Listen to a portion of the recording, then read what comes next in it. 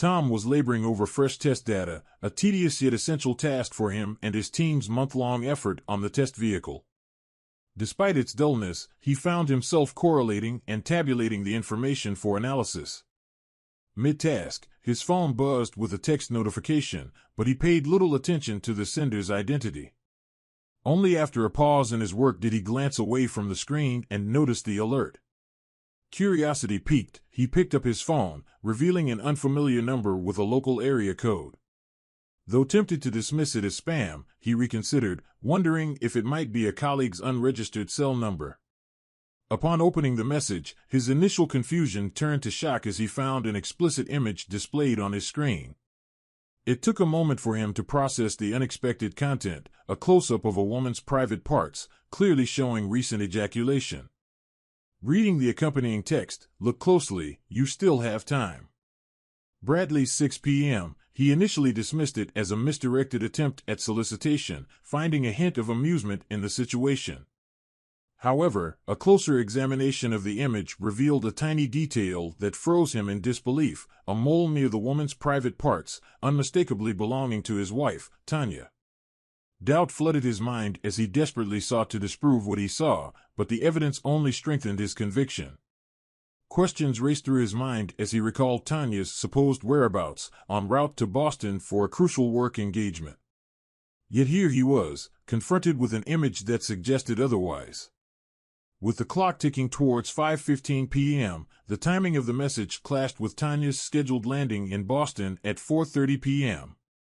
Although she typically checked in upon arrival, it seemed plausible that she was preoccupied with her team's arrangements. Despite the whirlwind of emotions, Tom opted to reply to the text first before considering further action. Not particularly original, but entirely expected.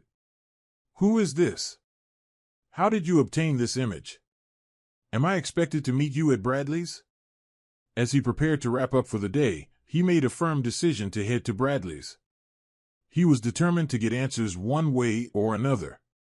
Sending a text to Tanya, "How was your flight? I'm going out for a bite. Give me a call when you're available." He aimed to keep things low-key and gather information discreetly. Walking toward his car, his phone buzzed once more. Assuming it was Tanya, he checked his phone, only to find a response from the mystery sender, "I'll be there, but I'm sure you'll find someone more interesting than me." Feeling overwhelmed, he hurried to his car while checking the map on his phone. Bradley's was 30 minutes away, and it was already 5:40. He'd arrive shortly after 6 p.m., uncertain of the importance of timing, but hoping he wouldn't miss whoever the texter expected him to meet. During the ride, his phone buzzed again, this time with a message from Tanya, "Crazy time with the team. We'll call you later before bed. Love you." He pushed thoughts of their conversation aside. His focus was on his meeting at Bradley's and the mysteries surrounding the texter's knowledge of his wife. Arriving at 6:12, his heart raced as he parked. Since the texter hadn't provided any clues about who to look for, he assumed whoever wanted to meet knew him and would approach him. Yet, it was the mention of someone more interesting being present that troubled him most. The texter seemed privy to information he didn't possess, and he feared walking into a trap without any other means of uncovering the truth. The image of his wife's carnal parts left him in turmoil. He trusted her completely, and their closeness was satisfying, or so he thought. But the only explanation for someone possessing such an image was troubling, and he was minutes away from discovering the truth, a prospect that filled him with dread. Stepping inside, he allowed his eyes to adjust to the dim lighting. Unfamiliar with the pub's layout, he paused by the entrance to survey the surroundings. A spacious dining area lay ahead with a bar to his left. Choosing a seat near the end of the bar, he ordered a draft and scanned the dining area. His attention was drawn to a man who had just taken his drink order and was making his way across the room toward a table of smiling individuals. And there at the table, receiving a drink from the well-dressed man, sat Tanya, adorned in her little black dress and pearls, her smile radiant. He moved mechanically, advancing toward the table where Tanya sat. Just a couple of steps away, her expression shifted from a warm smile to wide-eyed fear upon seeing him.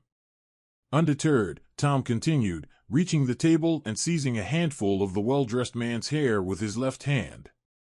He yanked back forcefully, causing the man to drop his drinks and stumble backward, yelping in pain.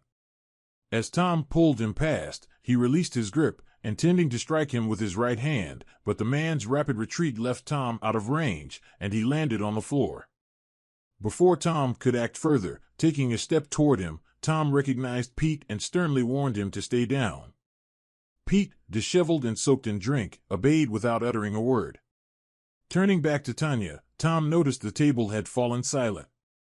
Familiar faces stared back at him, members of Tanya's team who had shared meals and gatherings at his home. He mused that team loyalty outweighed betrayal, except for one individual who had chosen to reveal the truth. Briefly considering identifying them, he dismissed the idea as futile. Tom informed Tanya that he was going home and suggested that if there was any hope for their marriage, she should come with him now. Tanya nodded in response. However, before she could rise, he gestured for her to wait and requested a moment before departing. He addressed Betty Wilson and Bob Thornton, seated nearby. He asked Betty if Bill thought she was in Boston and Bob if Alice believed the same. Their avoidance confirmed his suspicions.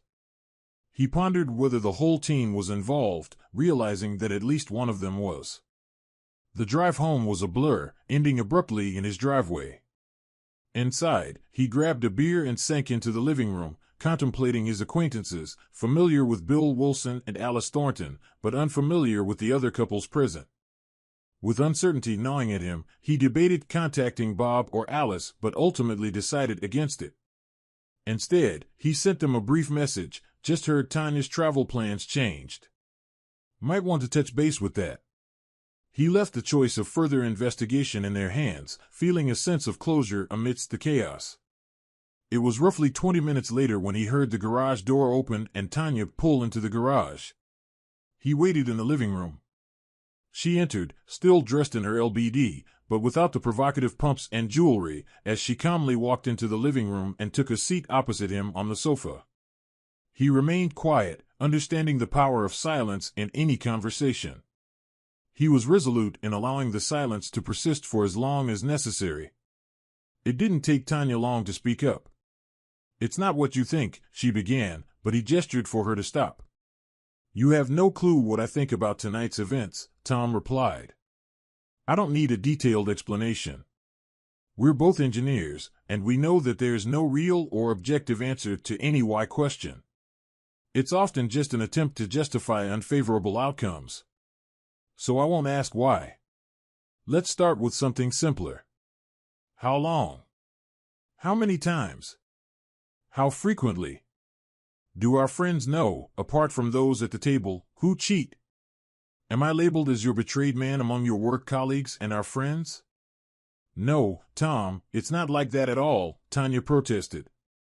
"Our team's travel plans got disrupted, and instead of coming home only to travel again tomorrow, Pete suggested we stay in town for a down day before resuming. I didn't see the whole team there." "Where was everyone else?" Tom inquired. "When we received the news, some of the team chose to stay home one more night and meet us at the airport tomorrow," she admitted.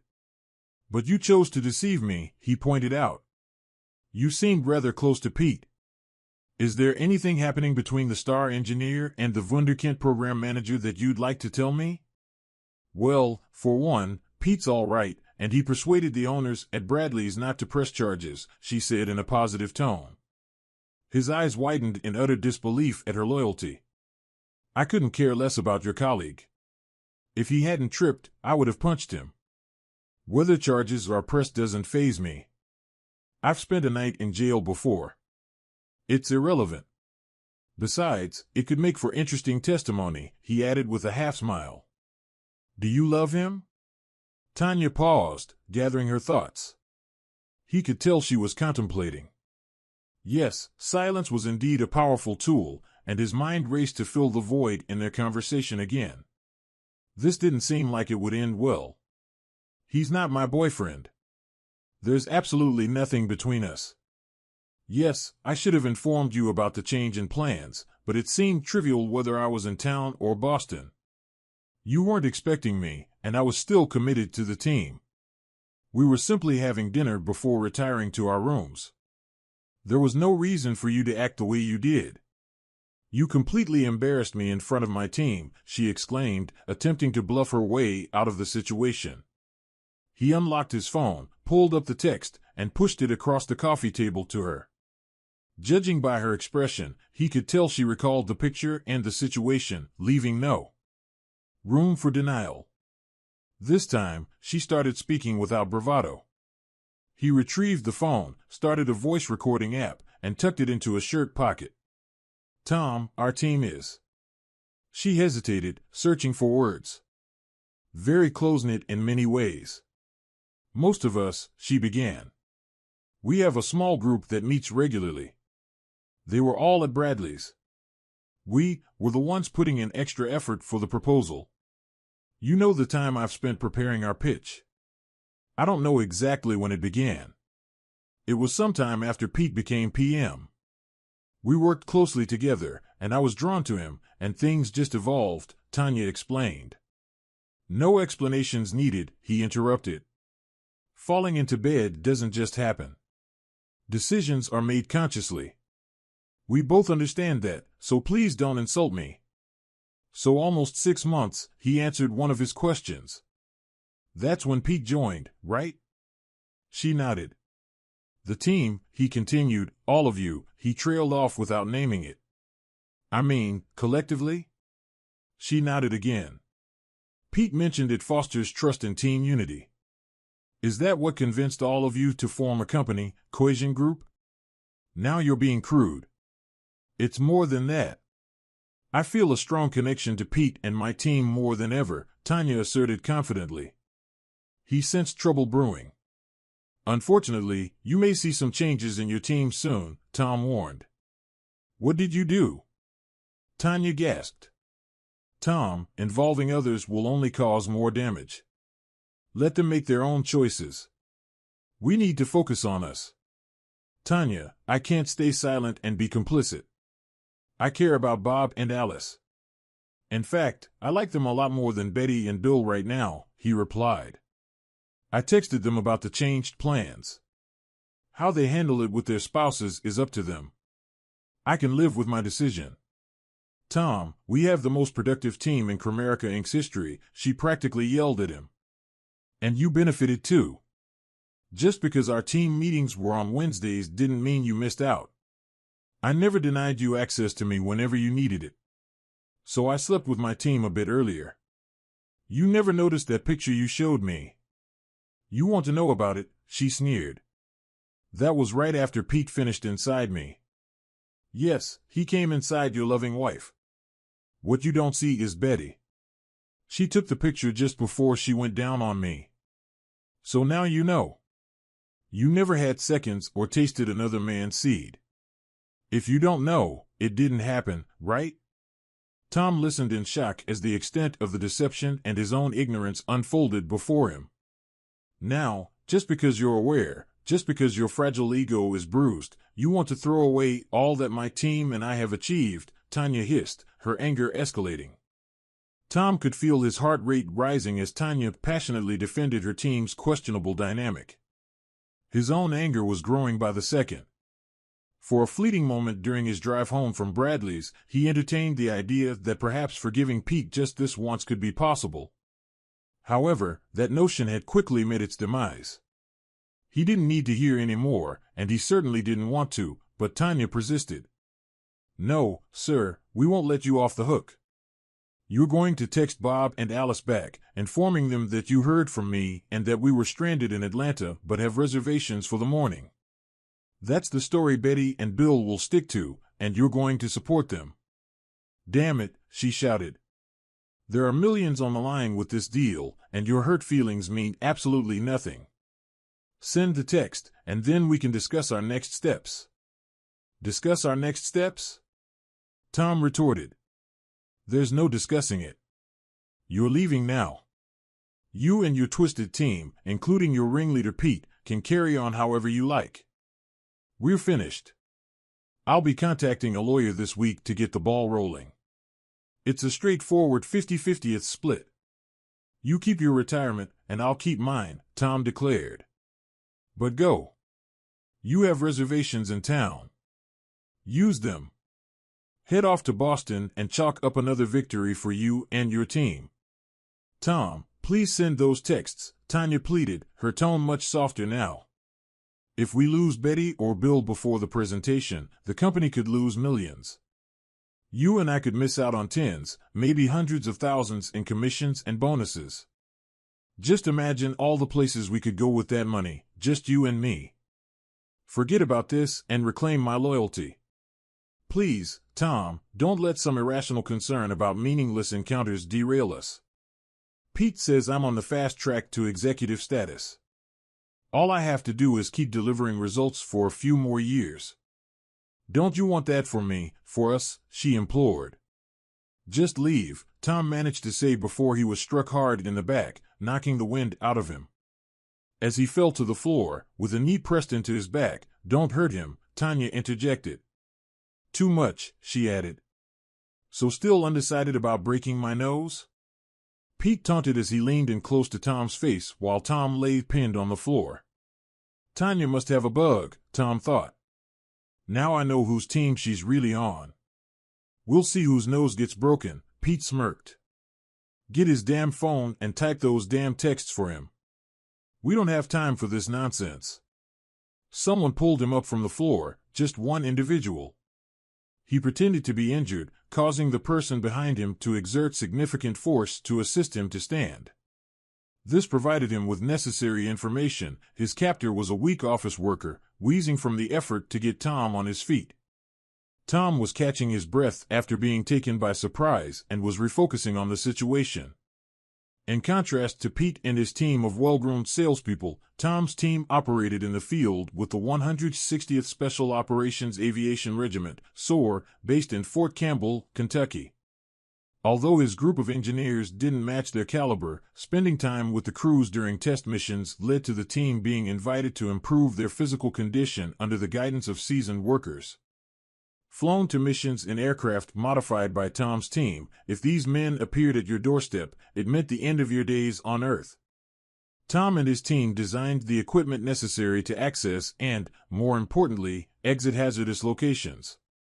They took pride in their modifications, contributing to successful missions and the safe return of all involved. The members of the 160th and their formidable passengers deeply appreciated the hard work put in by Tom's crew. With Master Sergeant Troy Baker standing out as the most intimidating figure, MSGT Baker was renowned within his community.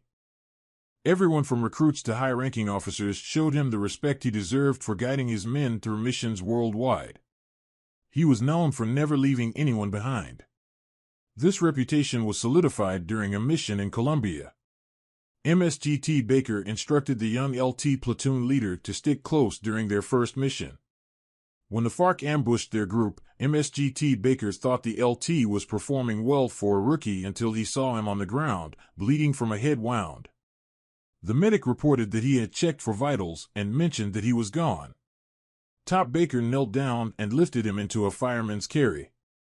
With the medic reiterating that he was gone, Top Baker responded to the medic's observation, stating that it might be true, but he was still coming home with them.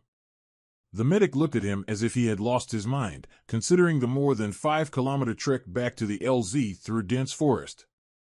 They would be fortunate to return unscathed, but carrying a deceased individual seemed like a risky decision. Anticipating the medic's thoughts, Baker assured him, "I'd do the same for you, Billy. Stay close in case I need you." What ensued became legendary.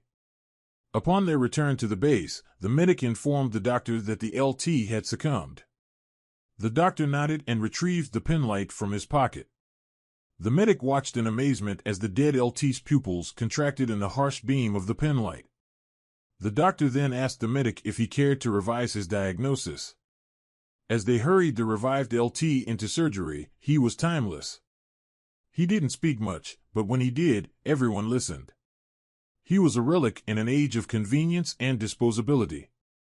He was neither, he was meticulously crafted and unique. He seemed to hold a special regard for Tom and his team.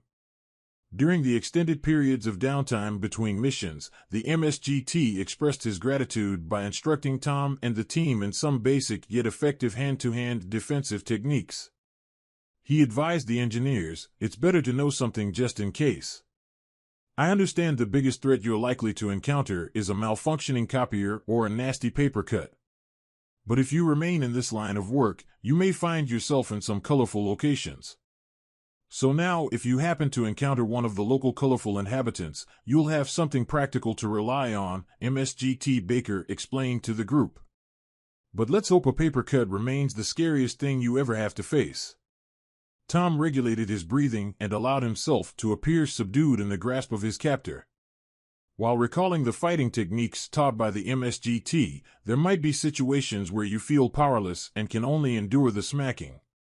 It's unfortunate, but it happens.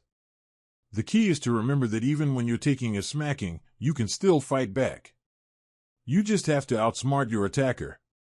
Tom remembered the lesson and suddenly resisted, gradually wearing down the lone man's strength. "Give me the phone, Tom," Pete demanded, staring him down. "Now you know I've been with your wife, and that every guy on the team has had their way with her. Forget this tough guy act, Tom. You're nothing but a weak, submissive nerd.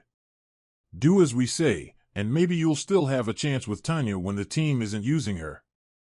Don't forget about all the luxuries you can afford with her bonus. That should ease the pain. Who knows, maybe Tanya will even buy you a cohesion robot for those times when she's busy." Tom bit his tongue as Pete took pleasure in humiliating him and coercing him into compliance. Pete demanded to know where it was, spotting the outline of the phone in Tom's shirt pocket. He then reached for it with his right hand. Tom forcefully stepped back with his right heel, striking his captor's shin and causing him to stumble in pain. Flexing his arms, Tom broke free from the hold as his captor yelped and collapsed under his own weight. Pete's eyes widened in recognition. With his right arm extended straight out, Tom rolled his shoulder as taught by the MSGT, driving his clenched fist into the center of Pete's face with full force. He felt bones shatter beneath his fist as a gush of blood poured from Pete's nose, sending him crashing to the floor. He turned around to identify his assailant. It was Bill, lying on the floor in tears and clutching his leg. He whimpered that he thought his foot was broken. Tom forcefully stomped on his foot, causing Bill to scream in agony. Tom remarked that it should clear up any uncertainty. Turning his attention back, he saw Pete on the floor, hands covering his face, attempting to rise to his knees. Approaching him, Tom leaned in close to his ear and mentioned that it looked like his nose took the punch, adding that he wasn't willing to take one for the team. He then delivered a powerful punch to Pete's temple, knocking him out cold. His adrenaline pumping and breath ragged, Tom scanned the living room for Tanya. Suddenly, he felt a sharp impact to his back and neck. Dropping to one knee, he spun around to confront the new attacker. Tanya stood before him, wielding a cast-iron skillet. Her swing missed, grazing Tom's side. Rising to his feet, he roughly grabbed the pan from her hand. Tanya pleaded with Tom, expressing that they could still salvage the situation. She asked him to consider the money he would be giving up and promised to put an end to the extramarital affairs, vowing to cut them off. She suggested going back to how things were between them. Rubbing the back of his head with his left hand, Tom stared at her, astonished by her sudden transformation. He compared her to the shape-shifting alien in John Carpenter's The Thing, adapting to each new challenge. He smirked at the thought. Misinterpreting his smile as agreement, Tanya moved to embrace Tom. He held her back with his left hand. Then, after a brief moment of consideration, he swiftly struck her nose with his right hand, fracturing bone but not rendering her unconscious. Tanya cried out and slumped to the floor. Tom remarked that it hurt like hell, describing tears streaming, vision blurred, breathing labored, and blood everywhere, stating that it worked every time. Tanya expressed her distress, questioning Tom's motive for punching her. Tom, unapologetic, explained that he struck her because he had the ability to do so. He continued recording the incident, convinced that he had enough evidence to justify his actions despite the potential negative portrayal. Reflecting on the advice received from the MSGT about decisive action, Tom surveyed the room, noting Bill's distressed state and Tanya's attempts to stem the bleeding from her nose in motion while others remained still. Tom acknowledged the success of saving someone, giving credit to the MSGT. Discussing the aftermath, Tom expressed frustration about the consequences for Loverboy and Mr. Bill, lamenting the missed opportunities and potential financial losses. He contemplated the implications of involving the police, deciding to delay the call to maintain his chance to question Tanya. Kneeling beside her, Tom demonstrated how to address her nosebleed. But as the adrenaline subsided, he felt a sudden loss of energy. Sitting across from the woman he thought he knew, questioning her actions, Tom wondered about the true extent of Tanya's deception. Expressing disappointment in the betrayal, he inquired about her aspirations, specifically regarding her ambition to become a vice president. Tanya admitted that it could have been worthwhile if Tom had gone along with her plans, expressing regret for the setback caused by the incident. Tom pressed further, questioning the future of their relationship and the persistence of deceit, to which Tanya acknowledged the possibility and the potential continuation of dishonesty. Tom discovered from Tanya that Pete had warned her about his rigid ethics and idealistic views, advising her to break free from his influence to achieve success. In response to Tom's question about when Pete conveyed this advice, Tanya retorted, insinuating his lack of knowledge about certain aspects of her relationship with Pete. Despite Tom's silence, Tanya continued sharing her perspective on career advancement. She revealed that adhering to Tom's suggestions for career enhancement yielded only a few commendations, and it wasn't until Betty offered guidance that she learned what truly worked for women in the workplace. Tanya asserted that engaging in carnal relationships for career advancement was not only effective but also more enjoyable. Tom, still recording the conversation, processed this information. Curious about the timeline of Tanya's actions, Tom inquired if her involvement in such activities began before Pete entered the picture. Tanya, expressing impatience with Tom's comprehension, disclosed that she initiated such actions at the company's Christmas party a year after joining Cromerica, emphasizing her commitment to this approach ever since. "Wait, you're sleeping with the boss too? Art Vandelay?" Tom asked, incredulous. "Yes, Tom. Art, Pete, Bill, anyone on the team who could help advance my career. It doesn't cost me anything to share some closeness, and it's easy to manipulate you men when I can lead you around by your desires, especially you. Show a bit of cleavage, and I could guide you wherever I needed," she stated.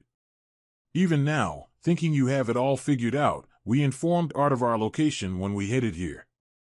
Right now, he's gathering the rest of the team, crafting a cover story for our absence. They'll have to make the pitch without us, but the extra effort with their purchasing managers should pay off." "Do I really want to hear this?" he wondered. "Oh, what the heck, why not? Extra effort?" Tom prodded. "You always were a go-getter, Tanya."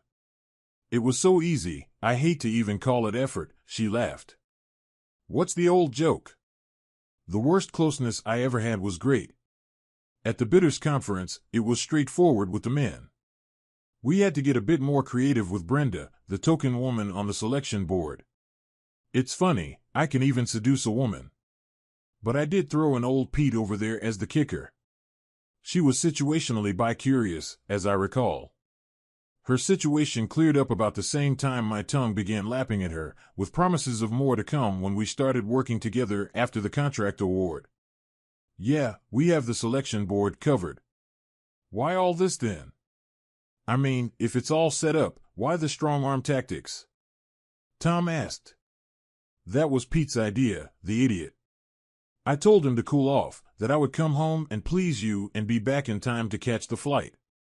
But he had to go all alpha. Look what that got us. So now, instead of being the face of the winning team, I'm back to dealing with Art. Like I said, fixable, but it will set me back." "You wouldn't have bought me so cheap," he said. "Maybe not," Tanya replied, "but I still would have made the flight." "Well, you sure as hell ain't making that flight now," he declared. Remembering how Pete seemed so clued in, he figured Tanya must have a transmitter. "Art, are you listening? I'm about to call the cops." I'm sure there's a handful of felonies involved here, and we haven't even begun to go down the rabbit trail of fraud. That's a federal contract, isn't it, Tanya? Tom asked rhetorically. Yeah, the feds take a dim view of, how did you phrase it? Extra effort. I'm sure you have great lawyers and all, Art, but maybe there's an alternative. He let it hang a moment. A moment later, Tanya's cell phone ringtone played Hail to the Chief. Art, she asked into the phone. Of course, I'll put you on speaker. Tom? Art's voice came through the speaker. First, let me apologize to you. Pete's actions were a gross lapse of judgment. I can assure you the board will deal with him assertively. Thank you, Art. That eases my mind. Glad to see that you and the board take assault and fraud seriously, Tom said.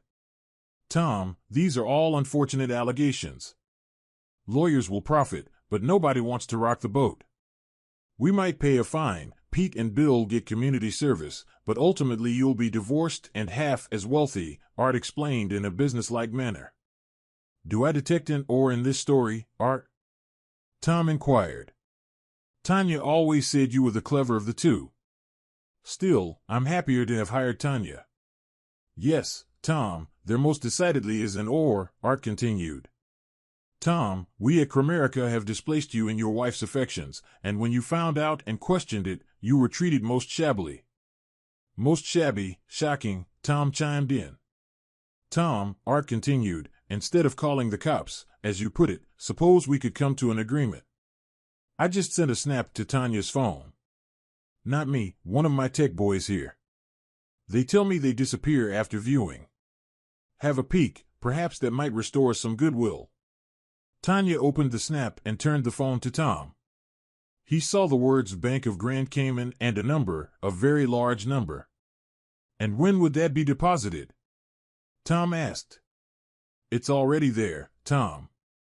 You have an email with the account number. This has been a very bad day for you, Tom. This may be a hard decision for you to make, and I don't discount the emotion. Tanya is a very desirable woman. Be that as it may, however, one can't take emotion to the bank, can one? Art said. One can't, Tom agreed, affecting Art's upper crust, clipped manner of speech. Cramerica will cover the costs of your divorce. You can never reconcile, I think we all recognize that. Tanya will file. She will ask for her personal belongings and her retirement. He thought for a moment before replying. On the one hand, he could stand on principle and expose the whole sordid mess and let the chips fall. On the other hand, he could just walk away. Art had just given him 5 million reasons to do just that. Does Cramerica have a medical staff, Art? Tom asked. Yes, Tom. I believe we have some physicians on retainer, Art replied. Good, Tom said. You better load a few into a limo and send them over here to pick up your team. Are we in agreement then? Tom asked. Tanya who? Tom replied. Precisely, Art agreed. Are we done, Tom? Art asked. Goodbye, Art, Tom said and ended the call. Tom put his phone away, turned off the recording app, and slipped it back into his pocket. I knew you would see it our way, Tom. We can still be friends with benefits when this is all over, Tanya said, summoning up what she thought was her most winning smile. But even her incandescent smile couldn't reverse the effects of her ruined nose. Her eyes were turning black, and the blood was crusted under her nose, dried drips down to her chin. Tom found the sight comical and allowed himself a smile once again. Tanya misread his smile for agreement and leaned in to kiss him. Tom extended his right hand to halt Tanya, using it to gently push her back until she landed on the couch with a thud. Expressing disdain, he questioned the notion of wanting to kiss her. Leaving Tanya hurt and looking up at him, Tom declared his decision, insisting that she remove whatever she wanted by the next day. Walking toward the door, he stopped beside Bill, inquiring about his injured foot. Dismissive of Bill's complaints, Tom kicked him in the groin, causing Bill to curl up and moan. Approaching Pete, who had managed to sit up, Tom assured him he wouldn't physically damage him. Pete, relieved, smiled, but it quickly vanished when Tom's foot applied pressure to Pete's groin. Rolling onto his side in pain, Pete watched as Tom exited the room.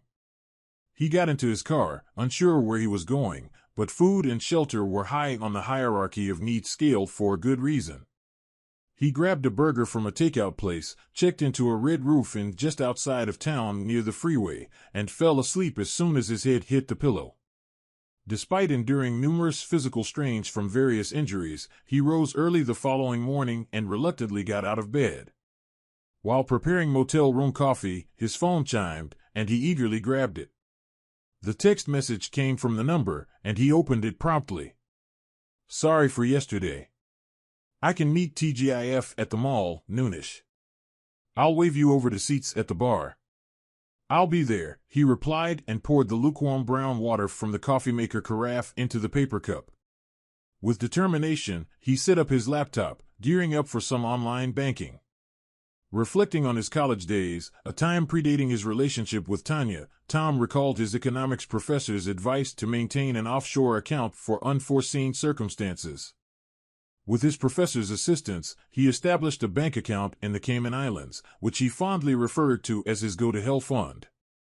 Over the past decade, he diligently contributed to it, and now he boasted an impressive sum of close to $50,000. Tom felt a sense of pride, knowing that his go-to-hell fund was about to receive a significant boost. Tom accessed the secure website for each bank. With his passcode and several keystrokes, he transferred the bulk of Comerica's payment into his personal account, leaving $100,000 in the original account. After a shower, a change, and getting ready, he headed out to meet the mystery texter. Tom entered TGIF just past noon. As he entered, he noticed a man waving him over. The man appeared to be about Tom's age, well-dressed and handsome. Tom approached him. "I believe you sent me a text," Tom said as he sat down. "I'm sorry for how it turned out. I don't know if there was any clean way to tell you," the stranger began. "Why don't you start with who you are and your connection to Tanya?" Tom replied. "I was on the team. I left the Army after 8 years, wounded in action, and had a lengthy recovery before being medically discharged. I joined Comerica about 6 months ago and was assigned to Pete's team. Around 3 months ago, while talking to a friend about the job, I mentioned working for Tanya. When he asked for her full name, we realized we had a mutual friend, and he asked me to watch out for Tanya as a favor. At first, everything was great. I was warmly welcomed to the team. It didn't take long to find out why," he started. "About 2 months in, Tanya approached me. She is extremely attractive and, compelling. But when I asked her about her ring, she just smiled and told me you were okay with it. I wasn't and said so. That started the deep freeze. After I turned her down, I got all the undesirable assignments and nothing but grief from Pete. I called our mutual friend back and told him about Tanya approaching me. He told me about you and thought that pimping your wife for pay seemed out of character for the man he knew. He believed there was more to it than Tanya let on and that you needed to know. Pete sent me the pic when they were trying to get me on board with the team, kind of a prize I could expect if I went along. Let's just say I don't agree with their methods. I resigned yesterday and sent you the text." "Our friend?" Tom asked. "Troy Baker." "If I hadn't met Troy," he replied, then paused a moment before continuing, "let's just say he helped me out of a scrape when I was a green LT. I owe him a favor or two." "Don't we both?" Tom agreed. "What are you going to do?" "Art pretty much laid it all out for me. I could get the cops involved, and yes, Bill, Pete, and even Tanya would face legal problems. But with his lawyers, it would all end up as a bump in the road. We made a deal. You might think I'm selling out, and maybe you're right in a way, but they stole the only thing I had that was irreplaceable. If I can't make them pay legally, well, at least I can make them pay. It won't bring Tanya back, but I think I may find she's less irreplaceable than I thought. I have a trip planned. Tell Troy thanks for everything. I won't be going back to work. What about you?" Tom asked finally. Well, Troy always spoke highly of Baxter Incorporated. Now that you're gone, they might just need another engineer. I think you'll find they do business a bit differently at Baxter. Maybe more to your liking.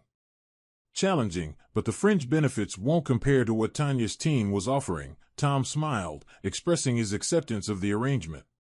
The strangers stood up, prompting Tom to do the same. With a simple nod to each other, they left without exchanging any further words. Fast forward to Monday, Tom had just completed the check-in process for his flight to Costa Rica. As he contemplated the upcoming relaxation in Tamarindo, he headed toward security.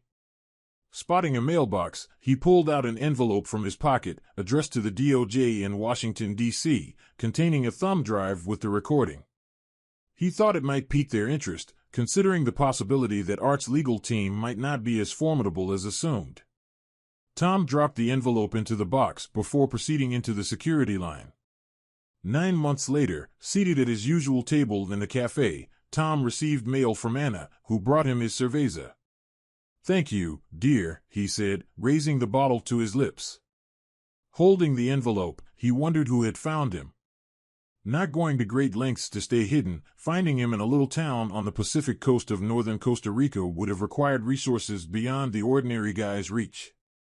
His first thought was that Art's people had found him. Letting the envelope sit at his house for 2 days, he was fairly certain it wasn't a bomb. Yet, you can't be too careful. "Carlos," Tom called out to the cafe owner. "Tienes tu cochillo?" "Sí, Señor Tom," Carlos responded. Tom handed over the envelope and stepped back a few paces. Can never be too careful, he thought as Carlos cut open the envelope. He handed it to Tom, who thanked him, took another pull from his beer bottle, and turned the envelope over. Several sheets of paper fell onto the table. Picking up a note that said, "Thought you would find this interesting," along with a phone number, Tom thought, Troy would have the resources to find me. I can live with that. Flipping the other piece of paper over, he found a copy of a newspaper article with a picture. The photo depicted Pete, Bill, Tanya, and Betty being led out of the Comerica building in handcuffs. The headline for the article read, "For indicted in multi-million-dollar procurement fraud." He smiled.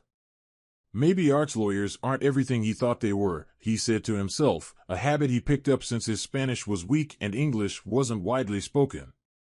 He liked to hear English conversation, even if it was just him talking to himself. "Anna, otra cerveza por favor," he said, holding up his empty bottle. "Sí, Mr. Tom," Anna replied. "Gracias, Anna," he said as he accepted his beer, took a swallow, and looked out at the deep blue Pacific. "Tanya who?" he muttered, smiling.